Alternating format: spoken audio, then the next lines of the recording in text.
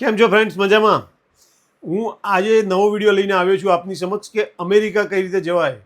Friends, આજની મોટાભાગની વ્યક્તિઓનો એક જ સવાલ છે કે અમેરિકા કઈ રીતે જવાય.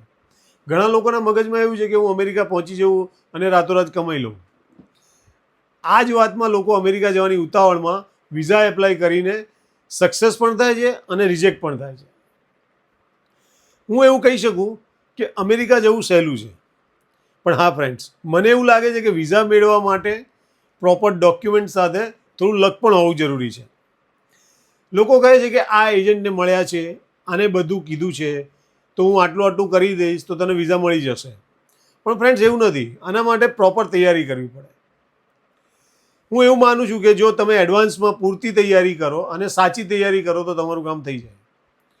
ઘણા લોકોને તો એ ખબર જ નથી હોતી કે શું તૈયારી કરવાની, કયું ફોર્મ ભરવાનું, કયા ડોક્યુમેન્ટ્સ તૈયાર કરવાના, શું વાતચીત કરવામાં ધ્યાન રાખવું. અરે ભાઈ, એજન્ટે કીધું છે એટલે કે થઈ જશે. એટલે એક માઇન્ડમાં એવું છે કે એજન્ટ રાખ્યો છે ને તો આપણું કામ થઈ જશે. પણ ઘણીવાર શું છે કે એજન્ટ એના ક્લાયન્ટને પૂરતી માહિતી આપતા નથી અને ઓવર કોન્ફિડન્સમાં રિજેક્ટ થઈ જાય છે. અને હા ફ્રેન્ડ્સ, તમે બધા ડોક્યુમેન્ટ્સ તૈયાર કરી લીધા એટલે વિઝા મળી જ જશે એવું પણ નથી. અને તમારા ડોક્યુમેન્ટ્સ ત્યાં જોવા માગશે કે જોશે એ પણ નક્કી નથી. પણ કોઈ પણ ડાઉટ જાય કે પ્રશ્ન પૂછી શકે છે અને તે એવિડન્સ પેટે ડોક્યુમેન્ટ પ્રૂફ પણ માગી શકે છે. એ લોકો કોઈ ક્વેશ્ચન પૂછ્યો ને તમે કદાચ જવાબ આપવામાં એમને એવું લાગ્યું કે આ પ્રોપર જવાબ નથી આપ્યો તો એ ડોક્યુમેન્ટ જોવા માગી શકે છે. ઘણીવાર ડોક્યુમેન્ટ જોતા પણ નથી ને વિઝા આપી દે છે. મારું તો એવું માનવું છે કે તમારે વિઝા લેવામાં સક્સેસ થવું હોય તો કોઈ પણ વસ્તુ ખોટી ફોર્મમાં ભરવી નહીં. અને એજન્ટે અથવા તો તમે જાતે DS-160 ફોર્મ ભર્યું હોય તેની પૂરી વિગત તમને ધ્યાનમાં હોવી જોઈએ. કારણ કે ઘણીવાર શું થાય છે, એજન્ટે એની રીતે ફોર્મ ભર્યું હોય અને તમારી જોડે કોઈ ડિસ્કશન ના કર્યું હોય કે ફોર્મની અંદર આ વિગત મેં ભરી છે, અથવા એને એવું વિચાર્યું હોય કે ઇન્ટરવ્યૂના આગલા દિવસે એમને પ્રિપેર કરાવી લઈશું, પણ એ ટાઈમ નીકળી ગયો હોય અથવા રહી ગયું હોય.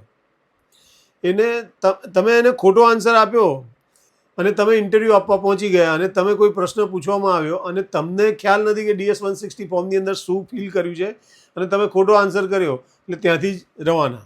ફ્રેન્ડ્સ, એવું કહેવાય છે કે અગાઉથી ફોર્મ ભરીને આપવાનો મતલબ કે વિઝા ઓફિસર પહેલેથી જ તમારી ટોટલ ડિટેલ ચેક કરીને તપાસી લે છે.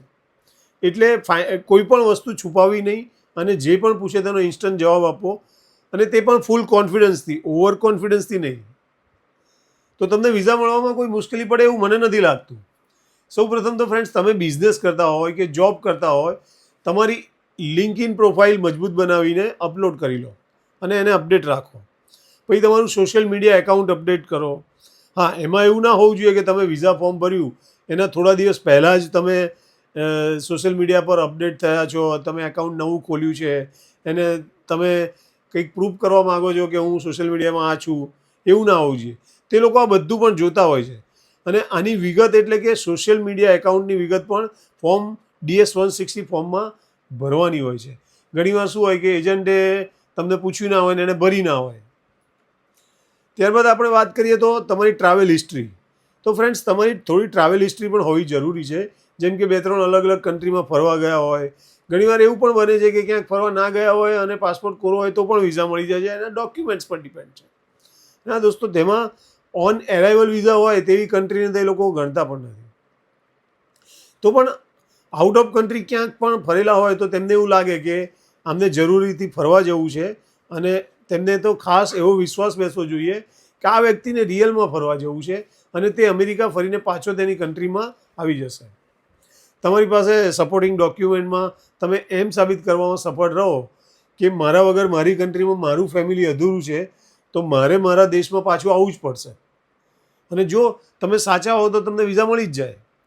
પછી વાત કરીએ તો તમારી બેલેન્સ શીટ, તમારું પ્રોપર્ટી, તમારું ઇન્વેસ્ટમેન્ટ, તમારું બિઝનેસ એકાઉન્ટ, તમારો ક્રેડિટ સ્કોર, તમારો ઇન્સ્યોરન્સ, તમારું એજ્યુકેશન, આ બધા ડોક્યુમેન્ટ્સ રેકોર્ડ સાથે હોય તો ક્યાંય પણ અટકવું ના જોઈએ. પછી તમારે એક વાતનું ધ્યાન રાખવાનું કે તમારો ઇન્ટરવ્યૂ આપવાનો હોય ત્યારે કોઈ રીતે વાત કરવી, ઇટ મીન્સ કે વિઝા ઓફિસર જોડે કઈ રીતે વાત કરવી, કઈ બાબતનું ધ્યાન રાખવું. સૌથી પહેલાં તો પૂછે એટલો જ જવાબ આપવાનો, વધારાનું બોલવાનું નહીં. અને જે પણ પૂછે તેનો જવાબ તમે ફોર્મ ભર્યું છે તેની સાથે મેચ થવો જોઈએ. પછી તમે ફોર્મમાં કંઈક ભર્યું હોય અને ઇન્ટરવ્યૂ જવાબમાં તમે કંઈક અલગ જણાવો તો રિજેક્ટ થાઓ. તમે ફોર્મમાં ધારો કે કોઈ સ્પોન્સરની વિગત લખી હોય અને તમને અમેરિકામાં એકથી વધુ લોકો ઓળખતા હોય અને એમાંથી તમે કોઈ એક સગા કે ફ્રેન્ડ્સના સ્પોન્સરની વિગત ફોર્મમાં ભરી હોય તો જેની વિગત ભરી હોય તેના વિશે જ જવાબ આપો, એટલું જ કહેવું. વધારાનું પૂછીને તમને કન્ફ્યુઝ કરશે પણ તો તમે બીજી બધી મીન્સ કે બીજા બી તમે રિલેશન હોય એ કહેવાનું શરૂ કરી દીધું કે મને અમેરિકામાં આ ઓળખે છે, મારા આ સગા છે, આનો સ્ટોર છે, ફલાણા આ ઓળખે છે, તો પણ રિજેક્ટ થાવ. એટલે DS-160 ફોર્મની અંદર તમે જે મેન્શન કર્યું છે, જેની વિગત આપી છે, એટલું જ આપણે તેને માહિતી આપવાની છે કે ભાઈ મને આ એક વ્યક્તિ ઓળખે છે ને અને મને સ્પોન્સર કર્યો છે અને હું એમના ત્યાં જઈને રહેવાનું છું, રોકાવાનું છું, અમે જોડે ફરવા જવાના છીએ. આથી ફ્રેન્ડ્સ, તમે કેવો જવાબ આપો છો, તમારા જવાબ આપવાનો હાવભાવ કેવો છે, તમારા ઇન્ટરવ્યૂમાં કેવા કપડાં પહેરીને જાઓ છો, તમે ઇન્ટરવ્યૂ આપતી વખતે લાઇનમાં કોની સાથે શું વાતચીત કરો છો, તમારા એમ્બેસીમાં લાઇનમાં અને ઇન્ટરવ્યૂમાં આપતી વખતે એક્સપ્રેશન કેવા છે, આ બધું અગત્યનો રોલ ભજવે છે. લોકો એમ કહે છે કે મને ઇંગ્લિશ આવડતું નથી એટલે રિજેક્ટ થઈશ. એવું નથી. એ તો તમને કહે છે કે તમારે કઈ ભાષામાં ઇન્ટરવ્યૂ આપવો છે. તમે કહો કે ઇંગ્લિશ, ગુજરાતી, હિન્દી, તમે તમારી ભાષામાં ઇન્ટરવ્યૂ આપી શકો છો. તેમની પાસે ટ્રાન્સલેટર હોય છે જ કે તમે જે ભાષામાં ઇન્ટરવ્યૂ આપવો હોય ત્યાં તમને લાઇનની અંદર પૂછે છે કે તમારે કયામાં ઇન્ટરવ્યૂ, એટલે તમને એ પ્રમાણેની લાઇનમાં મોકલે છે. હા દોસ્તો, તમારા બિઝનેસ કે પછી જોબ જે પણ તમે બતાવ્યું હોય તે હકીકતમાં સચોટ હોય તો કોઈ પ્રોબ્લેમ ના થાય. પણ તમે વિઝા લેવા માટે બિઝનેસ કે જોબના ડમી પેપર્સ ઊભા કર્યા હોય અને તમે સાબિત કરવા માંગો કે હું આટલા વખતથી જોબ કે આટલા વખતથી બિઝનેસ કરું છું, તો તમે ક્યાંક ને ક્યાંક તો આંટીઘૂંટીમાં આવી જાઓ અને તમે રિજેક્ટ થઈ શકો છો. કારણ કે અત્યારે ઓનલાઈન પ્લેટફોર્મમાં એટલી બધી માહિતી મળતી હોય છે કે જે DS-160 ફોર્મ સબમિટ કર્યું હોય અને તમારી ઇન્ટરવ્યૂની જે ડેટ હોય તેની વચ્ચે ઘણા દિવસનો સમય હોય છે. તે દરમિયાન વિઝા ઓફિસરની ટીમ તમારી વિગત પરથી બધું જ સર્ચ કરી બધું જ તારણ કાઢી લે છે. અને એવું પણ કહેવાય કે તેના ઉપરથી જ એ લોકો તમને ઇન્ટરવ્યૂમાં કયા પ્રશ્નો પૂછવા તે નક્કી કરી લે છે. અને ખોટું લખેલું હોય કે ખોટું બતાવેલું યાદ રાખવું પડે અને એક ખોટું સાચવવા બીજા ખોટા શબ્દો બોલો એટલે તમે ત્યાં કોઈને કોઈ વાતમાં ક્રોસ ચેક થઈ જાઓ અને વિઝા ઓફિસરના સવાલમાં ગૂંચવાઈ જાઓ અને ના કહેવાનું કહી દો. એટલે એને આઈડિયા આવી જાય કે આ ક્યાંક ને ક્યાંક કન્ફ્યુઝ છે અને મને પ્રોપર જવાબ નથી આપી શકતો. ઘણીવાર એવું પણ બને કે પૂરતા પેપર્સ અને પૂરતી જરૂરિયાત હોય તો પણ એપ્લાય કરનારને એવું લાગે કે આ ઓછું પડશે, હજી હું કંઈક વધારે બેલેન્સ કે વધારે આવક કે કોઈ પણ વધારે બતાવું તો મને વિઝા મળી જાય. ત્યારે એવા સંજોગોમાં તે સાચો હોય તો પણ પેલું વધારાનું ઉમેરેલું બતાવવામાં રિજેક્ટ થઈ શકે છે.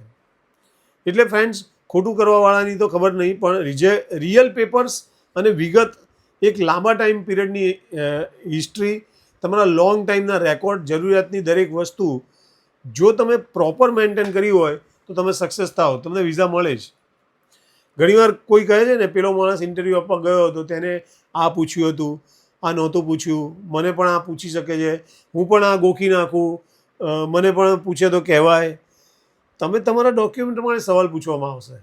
હા, અમુક પ્રશ્ન કોમન હોઈ શકે છે, જેમ કે અમેરિકા કેમ ફરવા જવું છે, તમારું ત્યાં કોણ છે, તમારો ત્યાં ફરવાનો ખર્ચ કોણ કરવાનું છે, તમને કોઈએ સ્પોન્સર કર્યું છે તો તમે તમારું સ્પોન્સર્સ કોણ છે, તમે ત્યાં કોના ત્યાં રોકાવાના છો, ત્યાંનું એડ્રેસ શું છે, તમને તમારી જોબમાંથી આટલી રજાઓ મળશે, તમારી ગેરહાજરીમાં તમારો બિઝનેસ કોણ ચલાવશે. આવા કોમન પ્રશ્નો પૂછી શકે છે. બાકી બીજા પ્રશ્નો તમારા ડોક્યુમેન્ટ રજૂ કર્યા હોય, DS-160 ફોર્મ ભર્યું હોય એની પર ડિપેન્ડ હોય છે. એટલે ફ્રેન્ડ્સ, જેટલું પણ કરો તે પરફેક્ટ કરો અને સાચું કરો અને ઉતાવળિયું ના કરો. 2 વાર ક્રોસ ચેક કરી લો. ફોર્મ ભર્યા પછી પણ તમને એકવાર ચેક કરવાનો મોકો મળે છે કે તમે ચેન્જીસ કરવું હોય, પણ બને ત્યાં સુધી એકવાર સચોટ રીતે ફોર્મ ભરીને એને રીચેક કરવાનો ટાઈમ ના લો. પહેલી જ વારમાં પરફેક્શન કરો. તમે જો ફોર્મ ભર્યા પછી એને ચેન્જીસ કરી શકો માટે ફરીથી ચેન્જ તો કરી શકો છો, પણ એમને ડાઉટ જાય કે આ કંઈ કન્ફ્યુઝ હશે એટલે ફરીવાર એમણે ચેન્જ કરીને રીસબમિટ કેમ કર્યું. એટલે ફ્રેન્ડ્સ, મને નથી લાગતું કે આટલું પરફેક્ટ કર્યા પછી કોઈનું કામ અટકે. વિઝા ઓફિસર વિના સંકોચે વિઝા આપી દે. એ લોકોને તો વિઝા આપવા જ છે, પણ જે એ લોકો એક જ વસ્તુ એમના માઇન્ડમાં હોય છે કે આ અમેરિકા ફરવા જાય છે તો એની કન્ટ્રીમાં પાછો આવશે કે નહીં આવે, એનું અહીંયા કેટલું એને લાઈફમાં શું ઇમ્પોર્ટન્ટ છે કે એને શું મહત્ત્વ છે કે એને પાછું આવવું જ પડશે, એના ઉપર છે. બોલો હવે કોઈ કહે કે અમેરિકા કઈ રીતે જવાય, તો આમાં કોઈ પ્રશ્ન નથી. તમારી બધી જ વસ્તુ પરફેક્શન હશે, તમે કોઈ ખોટું દર્શાવેલું નહીં હોય તો લગભગ ચાન્સીસ ઓછા છે કે તમે રિજેક્ટ થાઓ. હા, એ લોકોને ડાઉટ જાય કે આણે અમેરિકા જવા માટે ડમી પેપર્સ કે ડમી ડિટેલ્સ તૈયાર કરી છે અને અમને રજૂઆત કરે છે, તો અથવા તમે ત્યાં ઇન્ટરવ્યૂમાં બોલતી વખતે તમારું DS-160 ફોર્મની અંદર જે પણ વિગત ભરી હોય અને ત્યાં બોલવામાં તમે ખચકાયા, દેટ મીન્સ કે એમને ડાઉટ જાય કે આ વ્યક્તિ કંઈક ખોટું કરી રહ્યો છે, તો તમારા ત્યાં રિજેક્ટ થવાના ચાન્સીસ છે.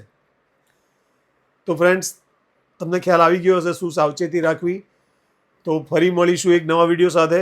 મારી ચેનલને સબસ્ક્રાઈબ કરી બેલ બટન દબાવવાનું ભૂલતા નહીં, જેથી કરીને હું તમને નવા અપડેટ્સ આપતો રહું. Good bye.